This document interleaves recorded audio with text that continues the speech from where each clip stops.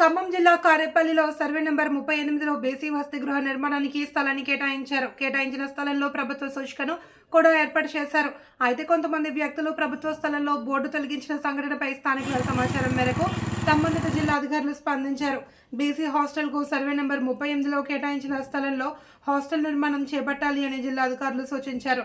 ఈ కార్యక్రమంలో సంబంధిత అధికారులు, స్థానికులు ఈదయ్య, నారాయణ, నర్సయ్య, శ్రీనివాస్, కోటయ్య, మురళి, రామస్వామి, సంపత్, రాంబాబు, నారాయణ, కోటయ్య, సత్యం తదితరులు పాల్గొన్నారు.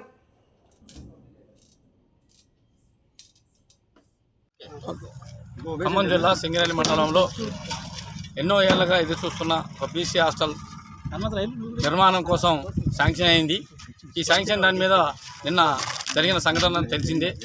ఆ సంఘటన తెలిసి ఇక్కడ అన్లీ కన్స్ట్రక్షన్ వస్తుంటే పైనుంచి ఆఫీసర్స్ చూసి వచ్చి ఈరోజు ఎవరైతే ఇక్కడ బీసీ హాస్టల్కి నిర్మాణం చేపట్టే స్థలంలో ఏదైతే సేవలాలు విగ్రహాలు సేవలాలు కార్యక్రమాలు చేశారో వాళ్ళ పేద చర్య తీసుకుంటామని పైనుంచి వచ్చిన అధికారులు, అదేవిధంగా మేడం గారు కూడా మనకి ఫోన్ చేసి చెప్పడం జరిగింది. మాకు కావాల్సింది ఏంటంటే పేద విద్యార్థులు చదువుకోవడం కోసం ఈ బీసీ హాస్టల్ అంటే అందరూ ఎస్టీ, ఎస్సీ, బీసీ మైనారిటీ అందరూ ఉంటారు. కాబట్టి పైనుంచి ఎన్నో 30 సంవత్సరాల నుంచి బీసీ హాస్టల్ మేము ఫైట్ చేస్తుంటే బీసీ హాస్టల్ కోసం కేటాయించిన స్థలాన్ని ఈ విధంగా అక్రమదారులు ఆక్రమిస్తుంటే కనీసం అధికారులు పట్టించుకోవట్లేదు.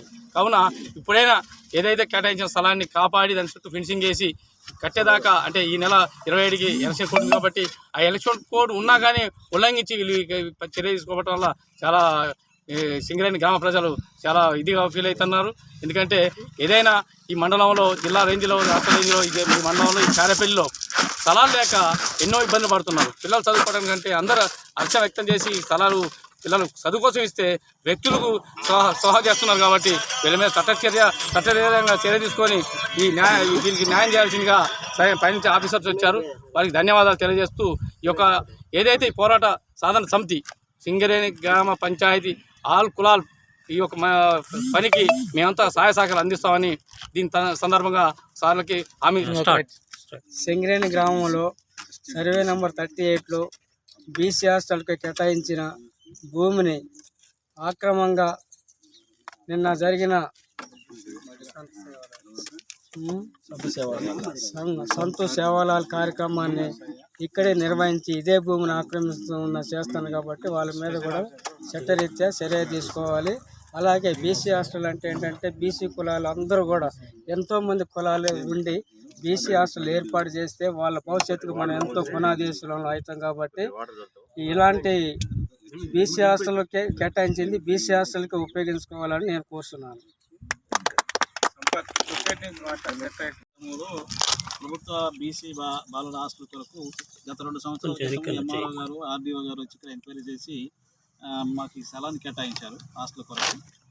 దాని డాక్యుమెంటేషన్ అంతా అయిపోయింది. గవర్నమెంట్ కూడా మేము అప్పీల్ చేసాము. దాంట్లో గవర్నమెంట్ ఒక 3 కోట్ల రూపాయలతో బిల్డింగ్ కట్టడానికి అమౌంట్ కూడా శాంక్షన్ అయింది. వర్క్ ఆర్డర్ కొరకు వెయిటింగ్లో ఉన్నాం. ఈ పరిస్థితిలో ఉన్న దాన్ని మరి ఇక్కడ సేవాలాలు సంస్థ వాళ్ళు మరి స్థలాన్ని మాకు అనుమతి లేకుండా, ఇక్కడ ఎంఆర్ఓ గారికి కూడా అనుమతి లేకుండా అది నిర్మించేసి మేము ఏదైతే స్థలాన్ని మాది అని బోర్డు పెట్టుకున్న దాన్ని పీకేసి చేశారు. దాని మీద మేము గవర్నమెంట్లో మరి మన బీసీ కమిషనర్కి తెలియజేయాలి. కాబట్టి ఈ స్థలాన్ని ఎవరైతే మరి హ్యాండ్ ఓవర్ చేసుకున్నారో వాళ్ళ మీద కేసు పెట్టి ఎంఆర్ఓ గారితో పంచనామా రాయించేసి దాన్ని మా కమిషనరేట్కి పంపించాలనేది మా జిల్లా ఆఫీసర్ గారి ఆదేశాల ప్రకారం ఈరోజు ఇక్కడికి వచ్చాం. దాన్ని బోర్డుని మళ్ళీ యథావిధి పెట్టేసి దీని ఫెన్సింగ్ కూడా ఒక 27వ తారీఖు తర్వాత దీని చుట్టూ ఫెన్సింగ్ చేసి మన స్థలాన్ని బీసీ హాస్టల్ కొరకే కేటాయించేటట్టు ఇక్కడ గ్రామ పెద్దలందరూ సహకరిస్తున్నారు. దానికి అనుగుణంగానే మేము ఈ బిల్డింగ్ కట్టడానికి త్వరలో మరి కన్సల్ట్ ఇక్కడ ఉన్న ఎమ్మెల్యే గారిని, మంత్రి గారి ద్వారా మరి ప్రయత్నం చేస్తాము. అది టెండర్ కూడా తొందరలో వేసి వర్క్ ఆర్డర్ కూడా వస్తుంది. కాబట్టి మరి మీరంతా ఇంకా మాకు ముందు ఇలాంటి సాయం చేయాలని, మాకు కోఆపరేట్ చేయాలని, ఇదంతా పేద విద్యార్థుల కొరకు, ఈ మండలంలో ఉన్న పేద విద్యార్థుల కొరకు అన్ని కులాల వాళ్ళకి ఇక్కడ అవకాశం ఇవ్వడానికి ప్రభుత్వం ఏదైతే కల్పిస్తుందో మరి దాన్ని అమలు చేయడానికి మేమంతా ముందుంటాం. కాబట్టి మరి ఇలాంటి చర్యల్ని మీ గ్రామ పెద్దల ద్వారా మేము మరి దీన్ని హాస్టల్ కొరకు కేటాయించిన స్థలాన్ని కాపాడుకోవడానికి ముందుంటామని మీ అందరికీ తెలియజేస్తున్నాం. దాని ఎంఆర్ఓ గారికి ఇంటిమేషన్ చేశాం, పోలీస్ స్టేషన్లో కూడా ఇంటిమేషన్ గతం ఇలాంటివి మళ్ళీ జరగవద్దు అనేది మేము ఎంఆర్ఓ గారికి కూడా చెప్పి ఎంఆర్ఓ గారి ద్వారా పోలీస్ స్టేషన్లో కూడా కంప్లైంట్ ఇచ్చి ఎఫ్ఐఆర్ చేయించాలనేది మా జిల్లా అధికారి ఆదేశాలు ఉన్నాయి. దాని ప్రకారం సార్ ఇది విషయం గురించి ఎంఆర్ఓ కనుక్కున్నారా మీరు? అసలు వెళ్ళాం. ఏమన్నారు సార్? ఎంఆర్ఓ గారు మాకేం ఇంటిమేషన్ లేదు. వాళ్ళు కార్యక్రమం గతంలో ఎక్కడ చేసుకున్నారు, ఈ సంవత్సరం కూడా ఇక్కడ చేసుకోవడానికి వచ్చారట. మరి మాకు కార్యక్రమం ఉన్నతలో తెలిసింది. తర్వాత స్థలాన్ని మరి కన్స్ట్రక్షన్ చేశారు. అదేం లేదు. నేను ఎమ్మెల్యే గారితో మాట్లాడితే ఎమ్మెల్యే గారు అది స్థలం హాస్టల్కే ఉండాలని అన్నారు. దాని ప్రకారమే ఉన్నాం. మేము అది చెప్పొచ్చాం. అంటే సార్ నిన్న అధికారపూర్వకంగా చేశారని చిన్న వినికిడి, ఇది అధికారపూర్వకంగానే ఈ ప్లేస్లో చేశారనేది వాస్తవాలు. ఎంఆర్ఓ గారు మాకేం తెలియదు అంటున్నారు. దానికి కార్యక్రమానికి ఎమ్మెల్యే గారు కూడా వచ్చారు, కానీ మాకేం ఇంటిమేషన్ లేదు. మేము అప్పుడు ఇది మరి ఏని కడతాన్నారు ఎంఆర్ఓ గారు అన్నారు.